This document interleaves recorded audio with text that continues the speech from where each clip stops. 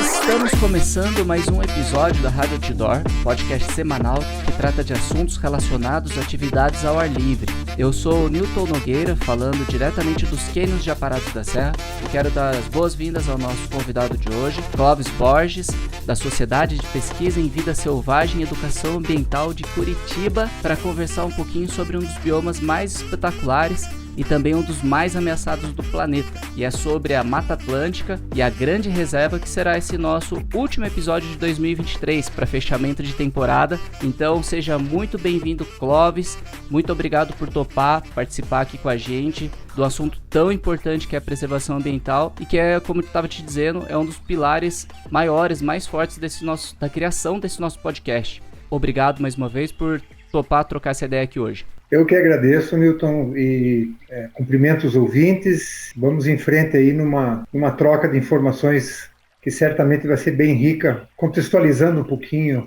o cenário do bioma Mata Atlântica. Perfeito. Obrigadão por estar participando aqui hoje. Mas eu gostaria que você se apresentasse para o pessoal, saber quem que é você, de onde você está falando. Claro, eu estou em Curitiba. A SBVS é uma instituição conservacionista, ela tem como missão a conservação do patrimônio natural.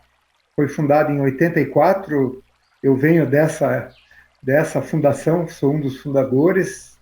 Temos trabalhado aí de uma forma constante na busca do que é o papel do terceiro setor, no nosso ponto de vista, que é buscar atender prioridades, né? Nosso campo da conservação da natureza precisa de noção de prioridade, você atacar os problemas mais urgentes e que mais possam dar resultado, mas também dentro de um perfil inovador que desafia a sociedade, o poder público, as corporações, a sociedade em geral, a mudanças de comportamento que são prementes hoje no campo do meio ambiente e na conservação da natureza, mais em específico, e procurando que esses modelos, esses projetos demonstrativos que nós executamos tenham chance de se tornar políticas públicas, porque projetos que são demonstrativos e não geram desdobramento, não são comunicados de forma convincente, eles ficam no demonstrativo e não mudam o cenário. Então, a gente tem essas premissas dentro do nosso trabalho, buscando aí gerar um movimento que garanta a conservação do patrimônio natural. Maravilha. Então isso aí que já são 39 anos de busca à preservação ambiental. Você é hoje um dos diretores e um dos fundadores dessa iniciativa.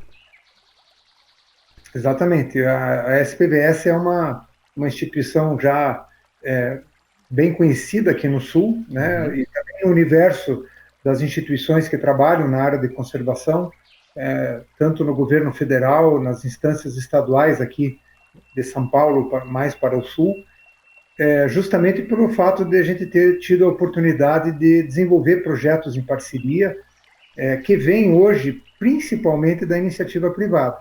São contatos e articulações com corporações privadas que têm aberto mais oportunidades para fazer investimentos estratégicos no campo da conservação.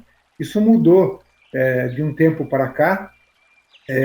Na década de 90, os principais financiadores eram sempre instâncias de governo, embora bastante modestas e pontuais, era o que existia, além de fontes internacionais, que são eventualmente oportunidades de articulação, mas também não é uma tarefa fácil. Então, o momento hoje mostra um movimento positivo de parte da iniciativa privada, que começa a perceber a importância da conservação para os negócios e para a própria resiliência desses negócios, a manutenção desses negócios no longo prazo, o que embora o cenário ainda seja bastante preocupante, é uma boa notícia.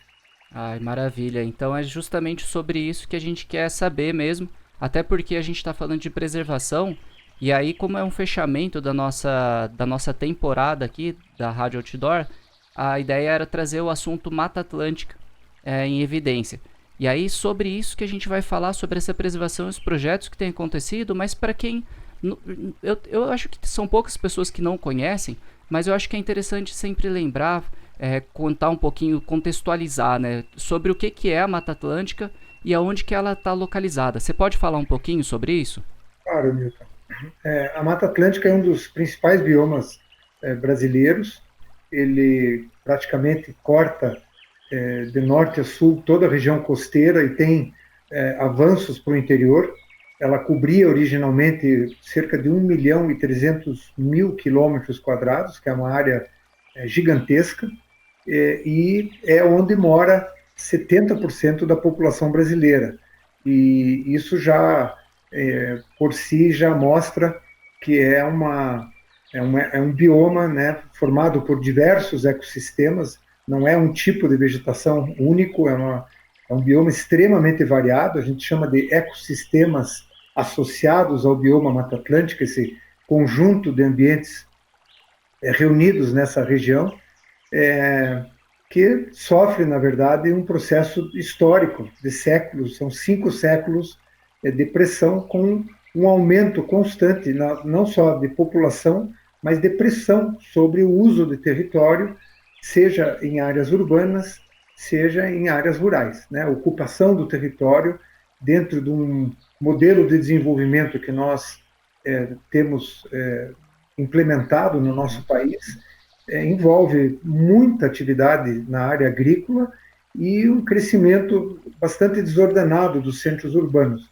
Todos esses fenômenos que nós chamamos de desenvolvimento, eles acabam gerando impactos importantes. E se a gente passa da medida em qualquer uma dessas situações, a gente acaba sofrendo com os reveses que a própria natureza acaba nos dando. Então, a Mata Atlântica, ela tem, dependendo do tipo de metodologia utilizada, desde cerca de 20% de remanescentes, se você considerar todos os remanescentes naturais, até 7% ou até menos, se você levar em conta apenas aqueles remanescentes de maior extensão e mais bem conservados.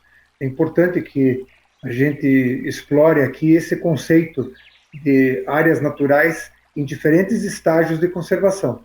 Uma área natural que foi extremamente explorada, ela ainda é uma área natural, mas muito pobre em biodiversidade. E para essa área que foi empobrecida chegar num ponto de clímax, né, voltar a ser uma área natural, isso não é de um dia para o outro, isso leva dezenas, às vezes centenas de anos. Imaginem que a floresta atlântica, nas áreas mais exuberantes, ela era formada por árvores gigantescas, com mais de 300, 400, às vezes 600 anos, que foram quase totalmente exploradas. Você ter hoje uma floresta voltando, sendo restaurada, iniciando um processo de restauração, tem aí um longo caminho para se tornar novamente uma floresta conservada e com biodiversidade. Por isso a importância de proteção dos remanescentes que ainda sobraram, que são muito poucos.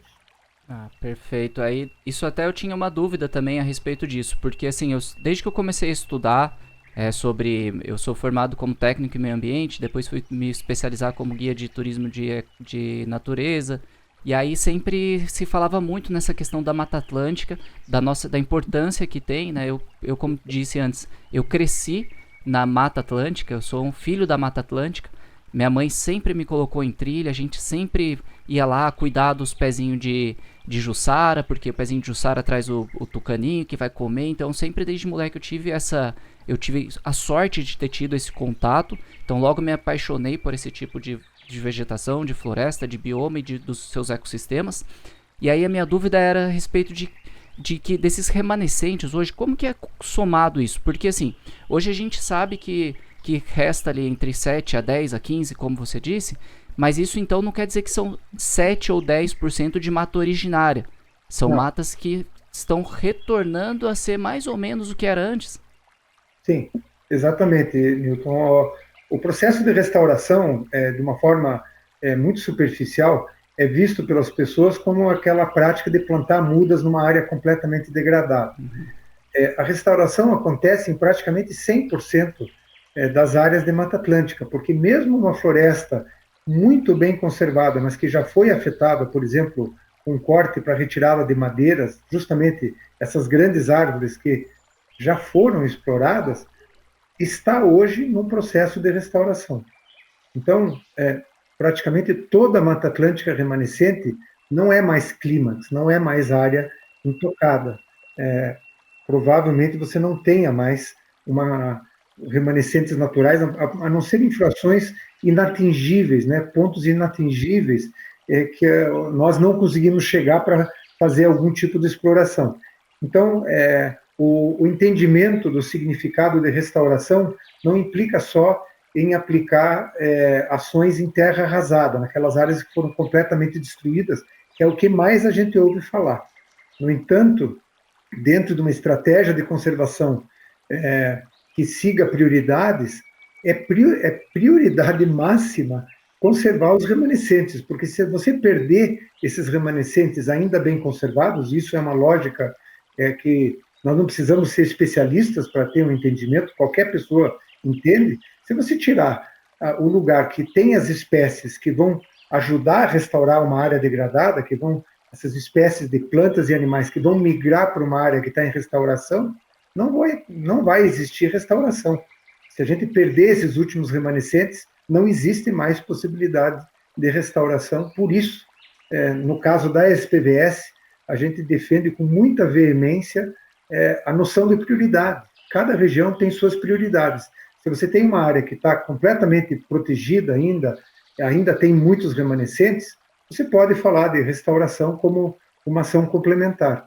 Mas se você tem uma área completamente destruída, apenas com alguns fragmentos bem conservados, qual que seria a prioridade? É manter esses fragmentos de pé, é ajudar os proprietários que eventualmente são detentores dessas áreas, se for o caso, monetizar essas áreas, dar um jeito de remunerar esses proprietários pelo patrimônio que eles estão segurando e justamente por serem os últimos remanescentes de uma determinada região, que é a única forma de você conseguir restaurar no presente e no futuro o que foi degradado. Maravilha. Pois é, a gente tem uma missão grande pela frente aí, tratando-se desses remanescentes, né? O que me faz perguntar também, assim, a respeito de qual a importância para o ser humano. A gente já sabe que é grande, assim, no quesito ocupação, que 70% do brasileiro tá alojado na Mata Atlântica. Então foi o que ajudou a devastar tanto, a degradar tanto uma mata que está tão ameaçada. Mas na questão de relevância para o planeta Terra e para a biodiversidade, existe alguma relevância? Porque tem muita gente que pode pensar, falar assim, a Terra está aí, vamos cortar, vamos habitar, porque foi para isso que foi criada a Terra. Mas qual que é a importância da Mata Atlântica relacionado a isso? Bom, existem várias formas de responder essa sua pergunta. Uma delas exige um pouco mais de valores relacionados a bem público, relacionadas a valor intrínseco da natureza, que você não precisa ficar explicando a questão de utilitarismo de uma área natural, né? O fato de existir uma natureza exuberante, de existir fauna, flora, paisagem, a condição de desfrute, de você ter a condição de melhorar a tua condição de saúde e bem-estar pela existência de áreas naturais, nós chamamos de valor intrínseco, né? Não precisa ficar explicando, não faz sentido destruir tudo. Então, qualquer ambiente, e nenhum é mais ou menos importante, nós temos vários biomas brasileiros extremamente ameaçados. O Pantanal hoje está sob ameaça, o Cerrado está sob ameaça, o Pampa praticamente está destruído. As investidas na Amazônia são absolutamente inacreditáveis. Agora nós estamos passando um cenário de seca que coloca realmente em xeque a conservação da Amazônia, e a Mata Atlântica vamos dizer, a instância mais antiga de exploração, que está mais sujeita a essas pressões há mais tempo, né?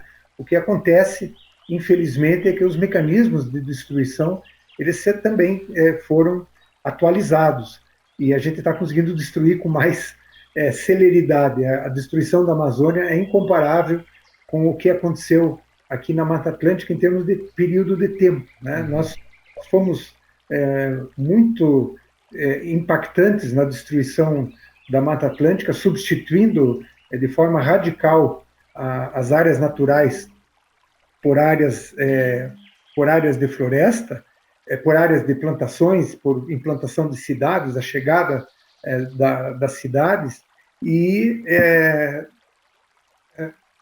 a perda que decorreu disso foi a perda de biodiversidade. As pessoas imaginam que a Mata Atlântica, quando você entra numa floresta que você acredita está bem conservada, sempre foi desse jeito. Você, inclusive, quando vai fazer suas trilhas, desfruta da natureza e tem, por princípio, entender que as áreas sempre foram assim.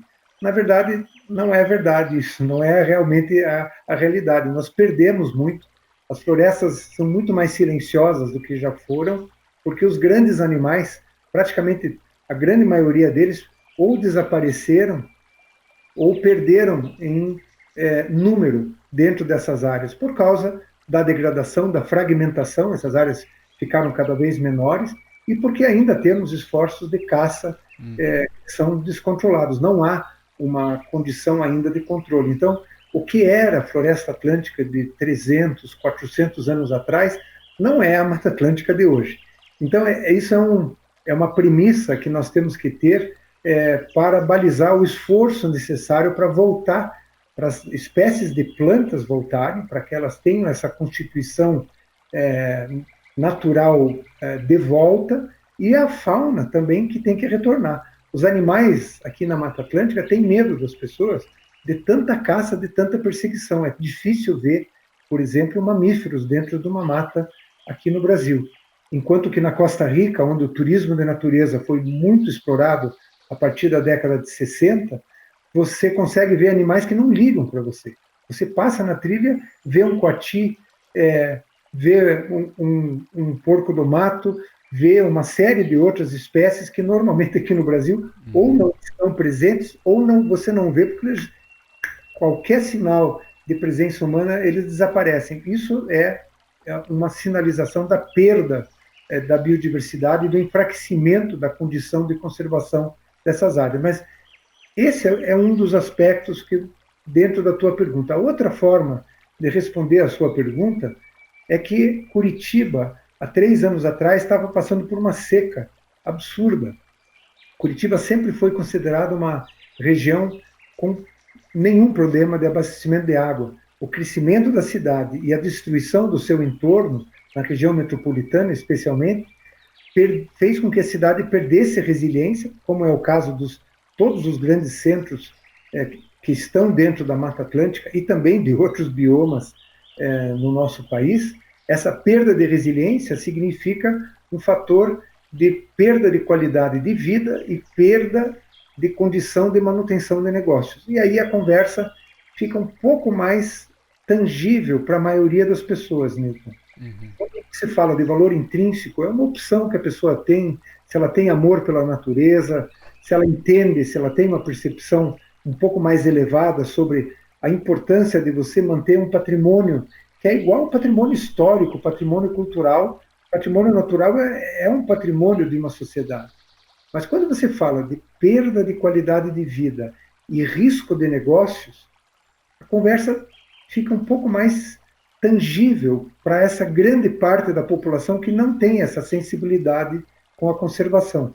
E talvez seja esse o viés para a gente poder avançar e conseguir algum progresso em relação a reverter o processo de degradação que a gente está vivendo. Maravilha, porque no final das contas, eu acompanho outros podcasts, e um podcast que não tem nada a ver com a parte de meio ambiente nem nada, inclusive é até sobre mundo geek, essas coisas assim, e é bom diversificar, né? Diz que o sucesso da vida no planeta é a diversidade, então a gente tenta diversificar também o que vai consumir. E os meninos, eles estavam comentando a respeito que estamos acabando com o planeta Terra, daí um dos caras olhou bem e falou, não, a gente não está acabando com o planeta Terra, a gente está acabando com a condição de existência humana. O planeta vai ficar ali, daqui a pouco ele vai se regenerar, mas não vai ter mais condição de vida, e já está se mostrando assim, se a gente for parar para ver, né? Enchentes absurdas aqui no sul, secas absurdas lá, como você diz, na Amazônia. O Pantanal, o João Paulo Krajewski, que é um amigo nosso, já esteve por aqui, é um cinegrafista, é um produtor audiovisual, trabalha com a BBC, com a CNN, fazendo esses registros. O cara já estava postando os incêndios que estão marcando 50 e poucos graus a sensação térmica no Pantanal. Então, tá, você, né, já explicou como que a gente vai entrar no coração das pessoas, a gente começar a entender que a gente está acabando com a condição de existência humana. É mais ou menos por aí, porque esses 40 anos em que eu tenho acompanhado a agenda de conservação da natureza, eu confesso que é super importante trabalhar com os jovens, tentar incutir esses valores um pouco mais fortes, né, em relação a princípios éticos, princípios morais, e a natureza não precisa ser toda destruída, não faz sentido isso. Agora, sendo muito pragmático, o que realmente funciona é a ameaça para cima da atividade econômica que você está desenvolvendo, da tua família, do teu futuro, dos teus filhos.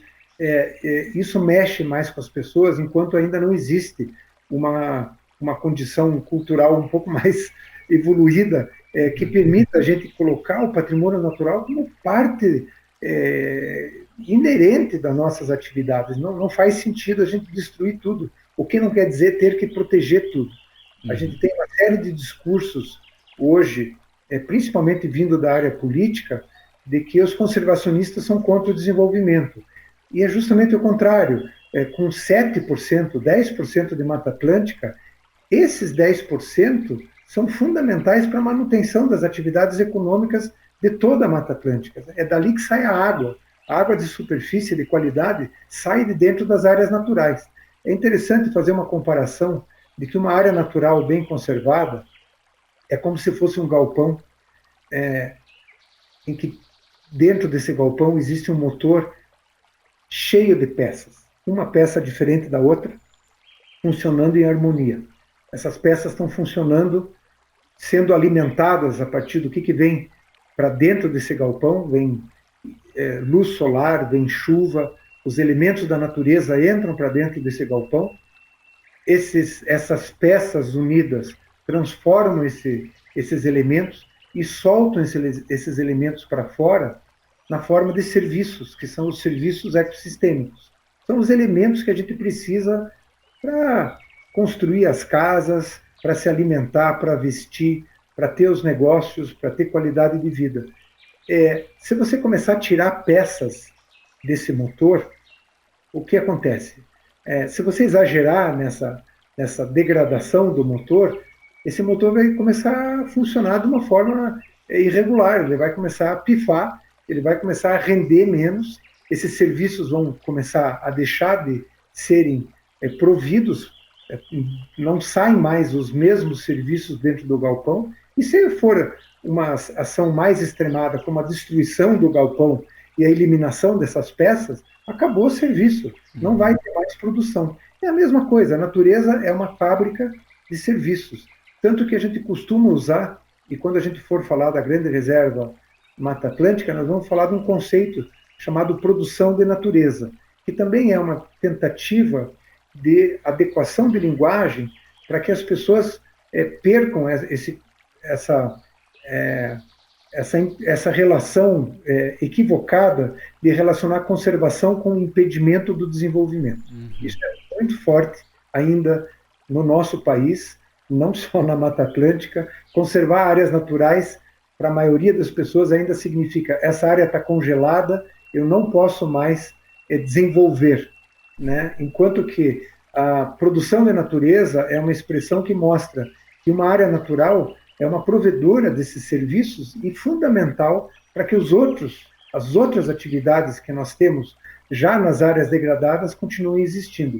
Isso é muito importante conceituar, mostrar para as pessoas a importância da conservação, porque só com a pressão, só com o envolvimento da sociedade, com pressão sobre corporações, sobre governos, é que nós vamos mudar o cenário, porque nós ainda estamos sendo bastante dirigidos por uma visão de desenvolvimento muito contrária aos princípios básicos de conservação da natureza. Muito mesmo, a ponto que você estava falando, eu comecei a refletir aqui, né? Eu nunca tinha visto por esse conceito, mas o próprio produtor rural, de repente um risicultor, que vai precisar usar uma água de um curso de rio para poder colocar dentro da sua cancha de arroz e produzir o arroz lá que a gente vai utilizar, ele manter preservado uma área de mata ciliar, ele está fazendo um bem para a produção dele, porque daqui a pouco ele está tirando toda essa mata aí, tá assoreando o rio, daqui a pouco perde curso de rio. Então, eu nunca tinha parado para ver nesse formato de incutir na sociedade o quanto ela perde a respeito de não preservar, né? Existem métricas já para isso, não é mais uma questão, né, de uma história de que se a natureza desaparecer vai dar prejuízo. A gente já está numa outra fase, a gente já está vivendo um novo normal. Eu falei da seca em Curitiba 3 anos atrás, agora está debaixo d'água o sul do Brasil, e a Amazônia está secando, o Pantanal está pegando fogo, o Cerrado também está pegando fogo. E quando acontecem os eventos extremos, é que nós reconhecemos a nossa incompetência de reação frente a esses fenômenos. A natureza é muito mais forte do que a nossa capacidade de reação. Então, a expressão correta para administrar essa situação, para tentar administrar essas reações da natureza, é criar resiliência.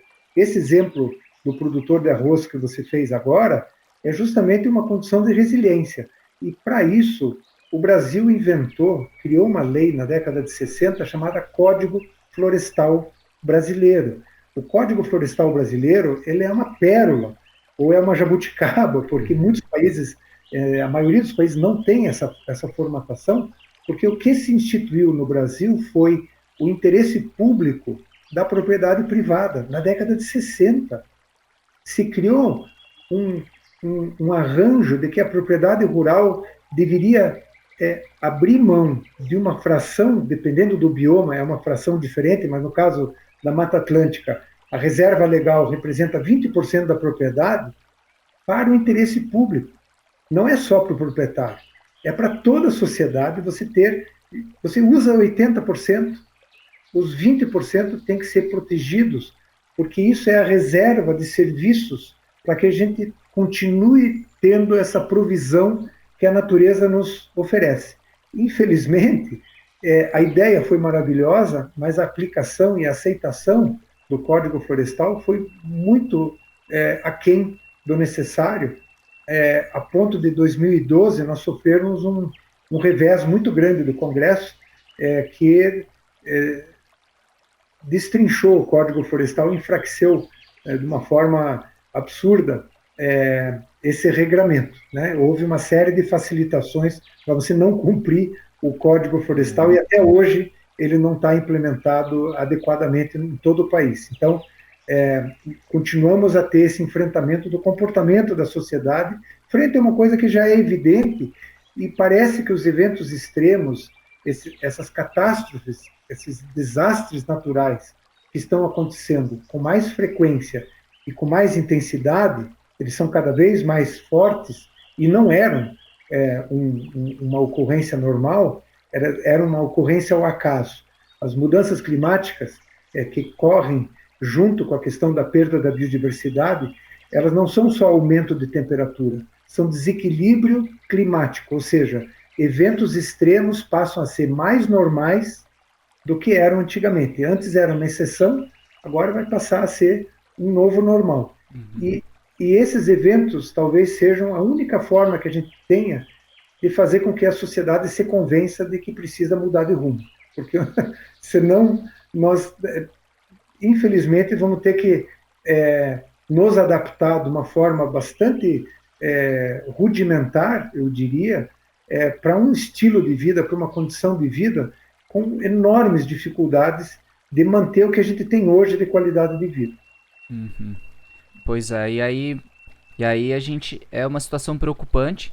Não é à toa que tem tantas iniciativas que estão acontecendo, tantas pessoas tentando desenvolver, pessoas que estão tentando fazer por si só. Mas aí, no final das contas, a gente tem uma iniciativa que é muito bacana que está sendo feita, que é a Grande Reserva da Mata Atlântica, da qual vocês são dos apoiadores principais aí, de acordo com o que a gente estava conversando.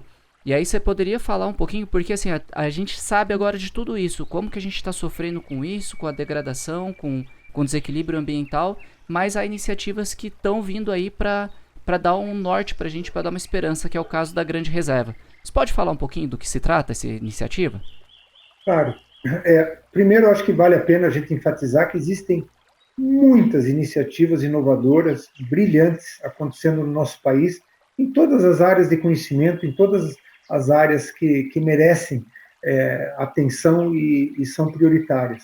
Tem muita coisa boa acontecendo e isso é um fator da gente ter mais otimismo e esperança em relação a gente conseguir virar o jogo e reverter situações como a degradação do meio ambiente. A SPVS trabalha no litoral norte do Paraná, que é uma das regiões mais bem conservadas de toda a Mata Atlântica, desde 1990. É um aprendizado muito longo, de erros e acertos, tentativa de desenvolvimento de projetos, proteção de espécies endêmicas, aquelas que só ocorrem naquela região, trabalho com comunidades, parceria com os órgãos ambientais para fazer gestão de unidades de conservação. Nos anos 2000, no comecinho dos anos 2000, a gente consegue um projeto muito fora de contexto à época, que foi apoio de empresas para adquirir áreas. Nós recebemos aí uma oportunidade de adquirir áreas, foram 19 mil hectares adquiridos, áreas já em parte degradadas. Estamos mantendo um projeto, iniciando a restauração dessas áreas desde o ano 2000, e começamos a ter um entendimento cada vez mais aprofundado da região. E entendemos, junto com outros parceiros, como a Fundação Grupo Boticário, de que a manutenção de áreas, mesmo 19 mil hectares, que não é uma área pequena, é insuficiente para proteger a Mata Atlântica. Segurar apenas essas áreas e perder o entorno não ia adiantar muita coisa. E através de uma experiência que a gente acabou conhecendo na Argentina, nós tivemos aí uma inspiração, né, de fazer uma moldura, tentando delimitar todo o contínuo de Mata Atlântica existente entre sul de São Paulo, todo o litoral e Serra do Mar do Paraná e norte de Santa Catarina.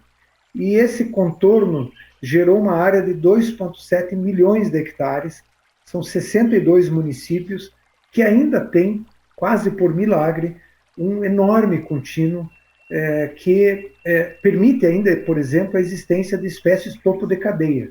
Espécies topo de cadeia são aquelas que são os grandes predadores, como a onça-pintada, a onça-parda, os grandes herbívoros, como a anta, a queixada, porco do mato. Esses animais em áreas fragmentadas não conseguem existir mais, eles já desapareceram. Então, o valor de conservação desse grande contínuo é extraordinário, e com essa delimitação, usando esse exemplo que nós conhecemos da Argentina, que é a aplicação do conceito de produção de natureza, criou-se uma narrativa a partir de um nome que foi dado para a região. Nós apelidamos essa região de Grande Reserva Mata Atlântica, fizemos um design bastante bem elaborado, isso é parte da estratégia, bons mapas, uma visualização rica. A atividade, apesar da gente estar aqui falando das instituições envolvidas, ela é suprainstitucional, ou seja, nós não falamos das instituições que estão tocando a iniciativa. Na verdade, a Grande Reserva Mata Atlântica é uma célula de comunicação e relacionamento que convida os atores que existem nessa região, prefeituras, guias de turismo, donos de restaurantes, donos de pousadas, comunidades locais, todo o público envolvido é convidado a voluntariamente participar da iniciativa para fortalecer suas atividades, fortalecer economicamente suas atividades, melhorar sua qualidade de vida, melhorar o rendimento dos seus negócios. Ou seja, não é um projeto de conservação da natureza, é um projeto de desenvolvimento territorial com base na boa conservação. Então veja que a gente fez uma mudança de posicionamento.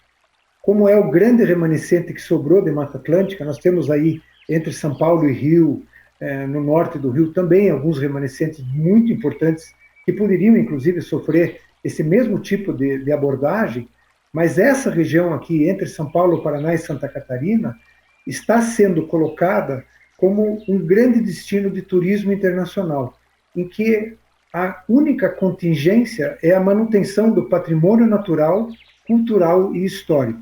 Porque se você perde essas qualidades, você deixa de ser um atrativo de turismo internacional.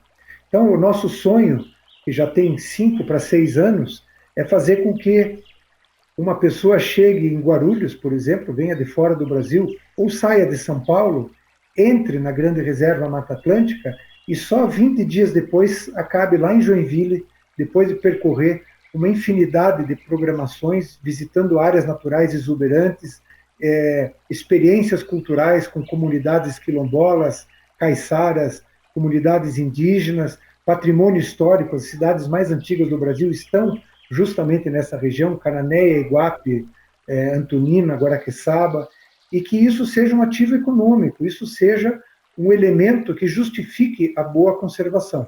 Então, muito resumidamente, a Grande Reserva tem esses preceitos gerais, incluindo também a exploração de boas notícias. Então, todos os casos exemplares, aqueles exemplos que estão dando certo, eles são projetados dentro da iniciativa da Grande Reserva em várias plataformas. Basta, quem quiser conhecer, é só entrar no site, no Facebook, todos os instrumentos possíveis que estão disponíveis, a gente já está disponibilizando para qualquer pessoa entrar e ver como nós estamos mostrando uma área especial que tem como pré-requisito de desenvolvimento econômico e social a boa conservação.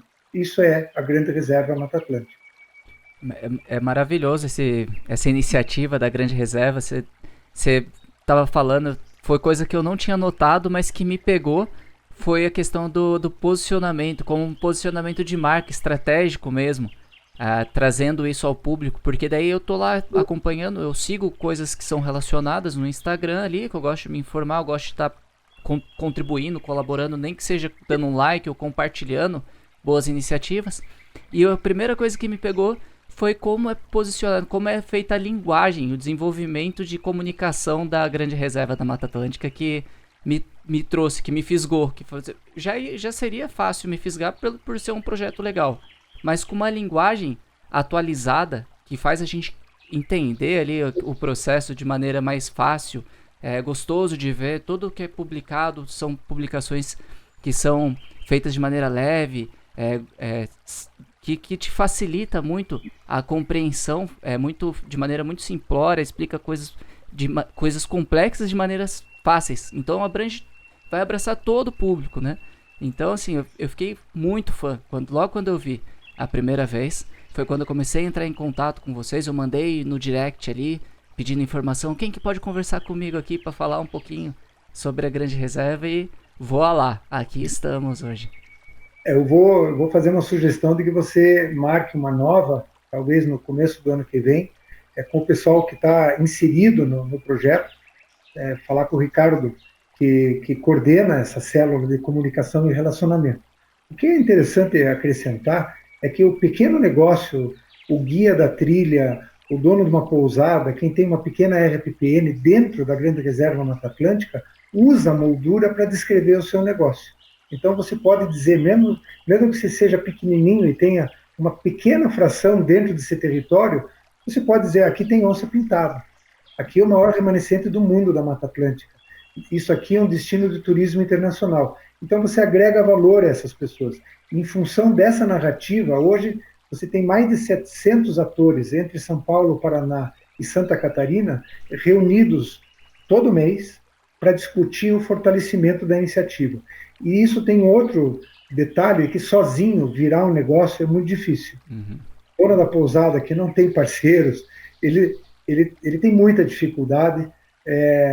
Quem trabalha isoladamente em atividades de natureza tem que ter muita qualidade para poder sobreviver sozinho. E a Grande Reserva é um articulador.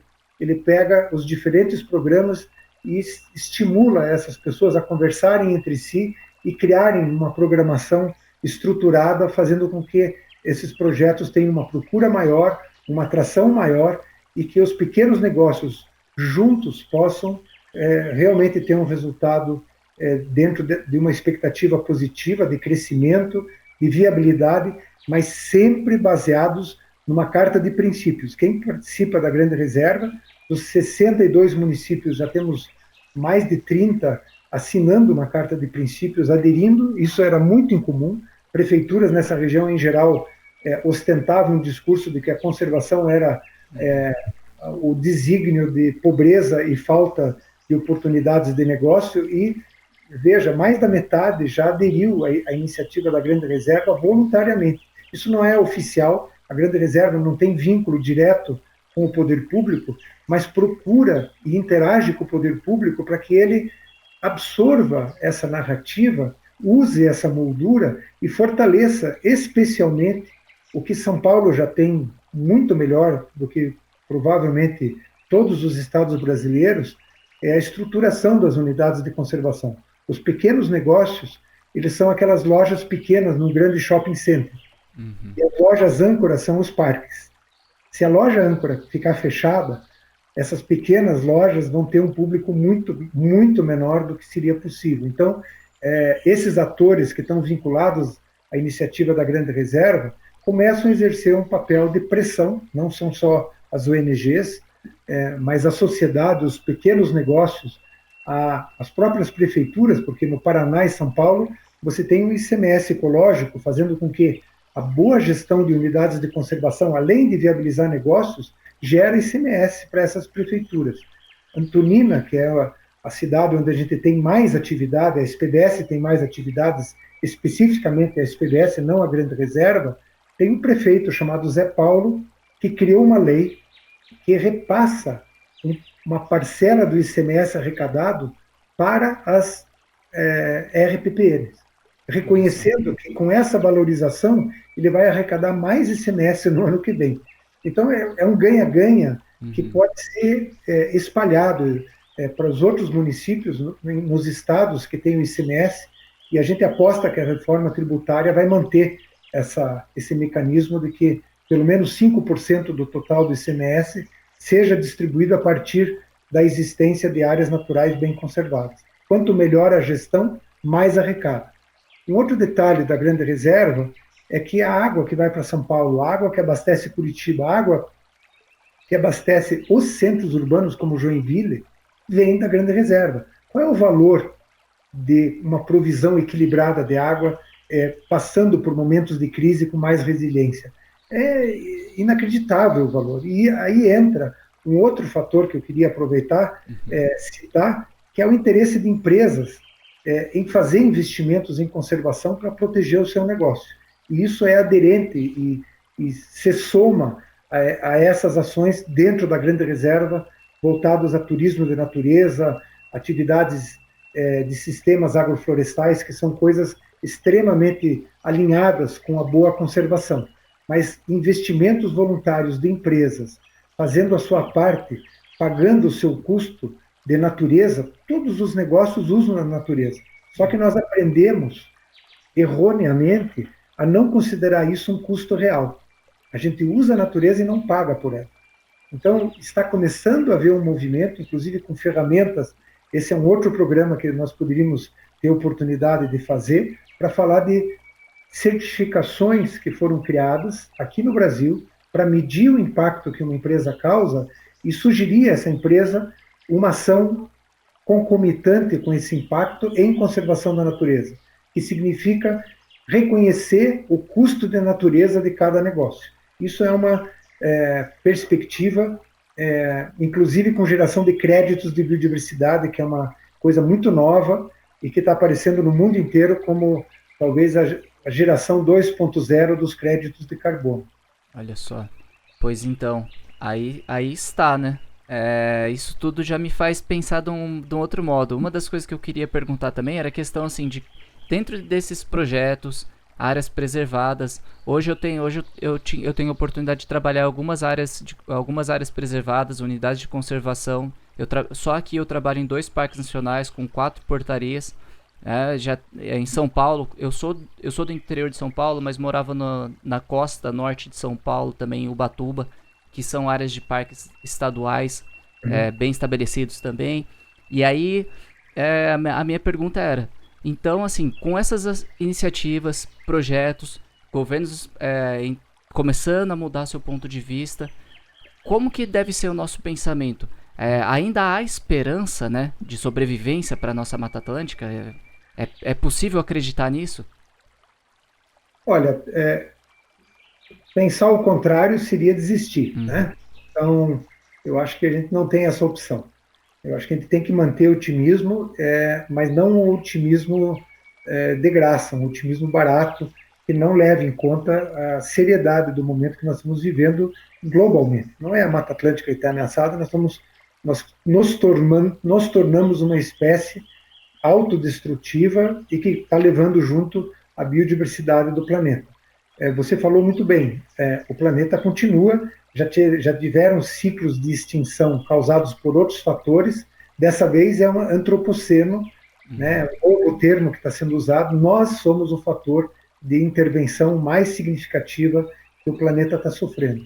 Sempre é possível virar o jogo, sempre é possível você reverter situações, mas isso demanda um enorme esforço, porque posso colocar de uma forma muito franca que o sentimento de quem trabalha com isso há muitos anos, quem trabalha buscando gerar ações de conservação, é que você tem poucos ganhos, poucas iniciativas que acabam avançando e dando resultados extraordinários, muito importantes, mas você tem um rolo compressor do outro lado praticamente incontrolável. Então, ceder o rolo compressor, fazer com que os políticos respeitem mais a ciência, que o negacionismo dê espaço para você encarar a realidade e ter que enfrentar situações de frente, e não simplesmente com retóricas e com projetos evasivos. Tem um grande, o pequeno recurso usado para a conservação da natureza hoje no nosso país, isso é uma coisa bem importante de falar, é mal usado. É usado como marketing barato, tanto por governos como por empresas, e esse aprendizado de elevar o discurso, melhorar a qualidade, ter métricas e mostrar resultado e mudanças de cenário em escala, e não apenas em projetos demonstrativos, que é o papel das ONGs, mas as ONGs precisam da atenção e da reverência das outras partes da sociedade, corporações, governos e a própria sociedade em geral, no sentido de fazer uma pressão para que essas mudanças aconteçam. Elas não vão acontecer a partir de heróis isolados que ainda combatem a degradação da natureza. Isso sozinho não vai reverter coisa nenhuma. Nós temos que ser mais, temos que juntar a sociedade numa agenda comum que já está muito atrasada. Nós temos aí um passivo. Quando a SPVS foi fundada em 84, já era um momento crítico, você imagina. Nós temos 40 anos de história, em parte enxugando gelo, em função da pressão contrária, que é muito grande, e da pouca aderência da sociedade para a agenda da conservação da natureza, ainda hoje. Mas não dá para perder a esperança, portanto, uma aposta talvez um pouco mais positiva, no sentido de mudança de comportamento, são justamente os eventos extremos que podem assustar um pouco o pessoal e fazer com que a gente acorde quem esteja dormindo em berço esplêndido, na iminência ou de não ter mais água ou de afundar embaixo de uma grande enchente. Maravilha. Então, precisamos tomar providências o quanto antes. E aí, eu tenho, assim, eu tive várias razões, assim, para ver que eu tava ficando muito, muito negativo, assim. Mas nossa, agora já foi. Agora, quando eu comecei a pensar que também tudo bem, que se o ser humano se extinguir, levando todo o bioma, daqui a pouco o planeta Terra volta, então eu fiquei menos preocupado um pouco. Porém, eu fiquei mais otimista por uma situação assim. Eu cresci no interior de São Paulo com meu avô e meu pai sendo agricultores. Aí, na época do meu avô, tinha que se tirar todas as árvores que existiam ao redor, para poder utilizar e queimar e tal, né? E fazer pastagem e fazer plantação de arroz. Na época do meu pai, já começou a ter uma certa importância de preservação dessas áreas e na minha época não se toca mais em nada. O que tem tá lá e vai ficar intocado, né? Se assim a gente espera. Já tem uma reserva legal também lá no sítio e tal. Então assim, pô, beleza, acendeu um pouquinho mais de esperança também da gente conseguir deixar esse planeta Terra também legal para outras gerações, não só de seres humanos, mas também de outros animais que habitam aqui, que é justo, né? Que até seria mais justo, né? Mas aí pra gente finalizar esse nosso bate-papo, que se fosse pra gente ficar conversando aqui, daria pra ser horas e horas, até porque, pô, pra mim é um assunto que eu adoro conversar e debater, e uma pessoa como você, assim, pra mim hoje foi muito enriquecedor, mas eu gostaria de saber, então, se é possível uma pessoa normal ou uma pessoa comum ter algum papel na alteração, na mudança disso tudo. Como uma pessoa, como a gente pode contribuir para melhorar um pouquinho esse nosso planeta? Olha, Milton, essa é uma pergunta bem comum, né, nesse tipo de conversa. E, obviamente, todo mundo tem uma colaboração a dar, alguns mais, outros menos. E, principalmente, aquelas atividades mais impactantes, aqueles grupos setoriais, aí nós estamos falando de algumas frações da sociedade brasileira que usam da natureza de uma forma muito intensa, tem aí uma chance de incorporar a conservação nos seus negócios e ter a medida certa. Mas eu diria para você que, além desse exemplo que você deu, da mudança de comportamento a partir do seu avô, seu pai e você, isso é um exemplo muito legal em qualquer circunstância, em qualquer mudança de postura, né, seja em qualquer assunto, a gente vai evoluindo e vai adquirindo valores, incorporando costumes que são mais consistentes, né, com o bem-estar da sociedade. Eu diria que o que falta muito no nosso país é o exercício de cidadania. A pessoa, qualquer cidadão pode escrever uma carta para o presidente, uma carta para o presidente do Congresso, para o governador, para o seu vereador, para o deputado estadual, colocando suas expectativas, suas angústias, reclamando, juntando-se em associações, em grupos e fazendo posturas que demonstrem o comportamento da sociedade. As coisas só são como são por nossa passividade. Nós temos sido extremamente passivos com a usurpação da natureza de alguns poucos setores que acabam tendo um resultado econômico gigantesco no curto prazo. Isso também é um refrão, é uma conversa muito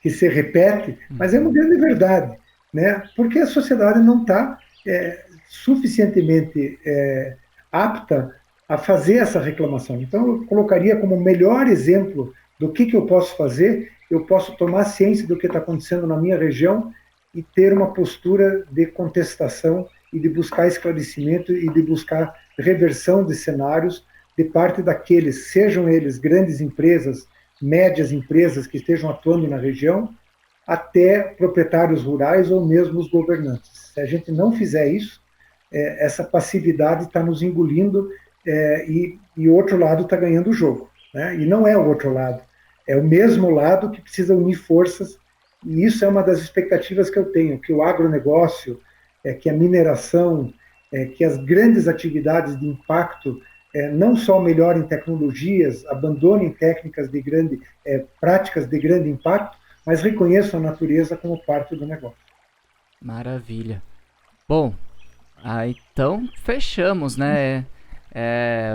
Foi muito bom ter conversado sobre isso hoje. Eu acho que é super justo a gente fazer essa finalização da nossa temporada tratando desse assunto tão importante novamente a respeito de preservação ambiental, que um dos focos aqui dessa conversa que a gente teve hoje, o Clóvis, tanto quanto das outras conversas que a gente tem com outras pessoas que estão em outras áreas relacionadas a ar livre e atividades outdoor, também tem esse foco de melhorar pessoas e melhorar o planeta, e a gente propagar mais esse tipo de coisas, né? Porque hoje o que a gente tem propagado com muita frequência é Big Brother Brasil, é entretenimento barato, é música do senta-senta.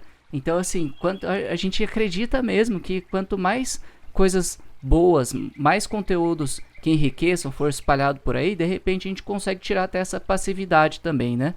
Então, esse é um dos nossos objetivos. eu quero te agradecer muito pela participação hoje aqui, de doar o seu tempo para poder conversar com a gente a respeito disso. Eu vou daqui a pouquinho já liberar o espaço para você deixar as redes sociais da Grande Reserva, deixar as redes sociais da SPVS também, as suas redes sociais, como que faz para te encontrar, tirar dúvidas, de repente a gente conseguir voluntários aí para os programas e projetos. Mas antes eu quero agradecer também a Cláudia, que é da assessoria de imprensa aí da Grande Reserva, que fez essa conexão com a gente. Agradecer para todo mundo que tem ouvido, mandado feedback. Estou ficando muito feliz, porque hoje a gente já teve cliques e a gente já foi streamado por mais de 17 países diferentes, com pessoas ouvindo. Embora seja um projetinho bem pequeno, a gente não quer ser muito grande e não ter pessoas com conteúdo. A gente quer pessoas com conteúdo mesmo, seguindo, curtindo esse conteúdo que a gente está fazendo e que compartilhe. Vai lá, segue a gente no Spotify, segue a gente no YouTube, segue a gente lá no Instagram, no @Rádio Outdoor. Todo lugar é Rádio Outdoor, então não tem motivo para poder se perder. Vai lá, segue a gente, deixa a avaliação e é isso aí. Agora então, para finalizar, Clóvis, eu quero deixar o espaço para você compartilhar como faz para te encontrar, como faz para encontrar todos esses projetos que vocês fazem aí. Então, Milton, separando as coisas, então a SPVS é uma instituição que colabora com a Grande Reserva Mata Atlântica e tem suas atividades específicas. A Grande Reserva é superinstitucional e o site da SPVS é o spvs.org.br, e a Grande Reserva Mata Atlântica, que não é uma instituição, é uma iniciativa, é Grande Reserva Mata Atlântica, tudo junto, .com.br. Eu sugiro que quem esteja nos assistindo, se tiver um pouco de curiosidade, especialmente em relação à Grande Reserva, entre no site e eu tenho certeza que vai ficar bem impressionado com a maneira, como você disse, uma forma de abordagem de um projeto de conservação que virou um projeto de desenvolvimento. Eu quero agradecer, ficar à disposição quando necessário. A gente está aqui para manter novas trocas. Foi um prazer muito grande estar com você. Pô, muito obrigado. O prazer foi meu. Então é isso aí, galera. Muito obrigado mais uma vez para quem ficou até aqui. Já vou dar o meu Feliz Natal e próspero Ano Novo e até o ano que vem na Rádio Outdoor. Esse podcast é um oferecimento da Agência Guia dos Canyons. Atividades ao ar livre nos aparados da Serra.